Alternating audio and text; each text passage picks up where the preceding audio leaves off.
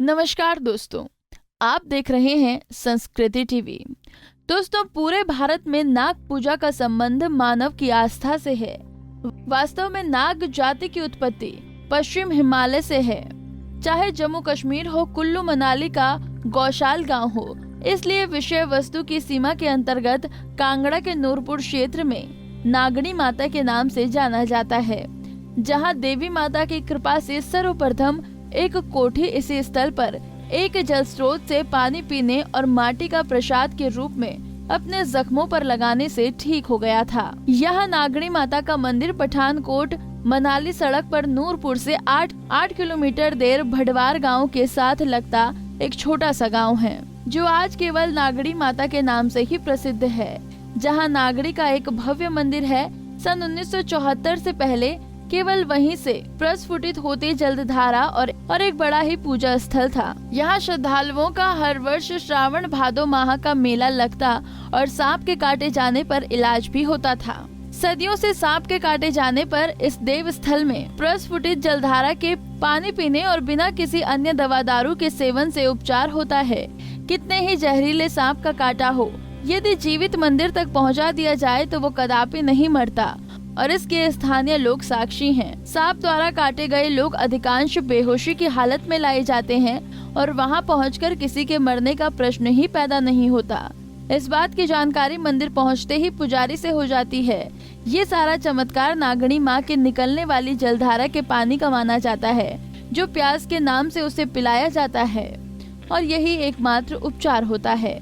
सांप द्वारा काटा गया कोई भी व्यक्ति नगणी के मंदिर में जब तक वापस नहीं जा सकता, तब तक कि पुजारी आज्ञा प्रदान न करे। इससे कुछ एक रोगी अपने आप को ठीक समझकर पुजारी के बिना आज्ञा के घर चले जाते हैं, परंतु उन्हें घर पहुंचने से पहले ही सांप का जहर का असर दिखाई देने लगता है और शरीर में सूजन आने लगती है। रोगी के ठीक होने से आमतौर पर महीना या 2 महीने भी लगते हैं। कुछ तो 1 हफ्ते से भी कम समय में ठीक होकर अपने घर चले जाते हैं। सरकारी अस्पतालों के इलाज से ठीक नहीं हो पाए लोग नागणी माता के मंदिर में मात्र प्यास पीने से ही पूर्ण रूप से स्वस्थ हो जाते हैं। सन 1980 में मंदिर कमेटी का गठन हुआ, जिसके संस्थापक अध्यक्ष समाज सेवी बलवीर सेन लगातार 10 वर्ष तक नागणी माता के संस्थान निर्माण में प्रयत्नरत रहे। माता के प्रति समर्पित भाव के कारण उन्हीं माता के प्रति दृढ़ आस्था का परिणाम है कि जन हेतु इतना बड़ा संस्थान सामने है।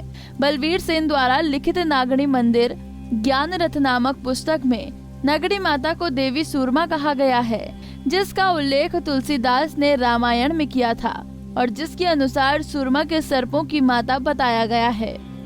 नागणी के रूप में माँ के साक्षात जलधारा में मंदिर के गर्भगृह में या प्रांगण में दर्शन होते हैं। तभी इनका रंग तांबे जैसा होता है और कभी स्वर्ण तो कभी दूधिया और कभी पिंडी के ऊपर बैठी नागणी दिखाई देती हैं। अनुश्रुति के अनुसार नागणी माँ के दूधिया दर्शन कभी खुले में होते थे। तब माँ की आंखों में काजल लगाया जाता था और सोने के आभूषण पहनाकर श्रृंगार किया जाता था। ये कार्य नूरपुर रियायत के राज परिवार की रानियां और कन्याएं करती थी। इस भव्य मंदिर के अतिरिक्त यहाँ एक बहुत बड़ी धर्मशाला है, जहाँ श्रद्धालु 3 दिन तक ठहर सकते हैं। इस स्थल में नागणी माता के मेले के दौरान प्रशासन द्वारा हर संभव प्रयत्न किए जाते हैं ताकि श्रद्धालुओं को किसी प्रकार की कठिनाई का सामना न करना पड़े। दोस्तों, उम्मीद है आपको ये जानकारी पसंद आई होगी। ऐसे ही धर्म और आस्था से जुड़ी अन्य जानकारियों के लिए देखते रहिए संस्कृति टीवी।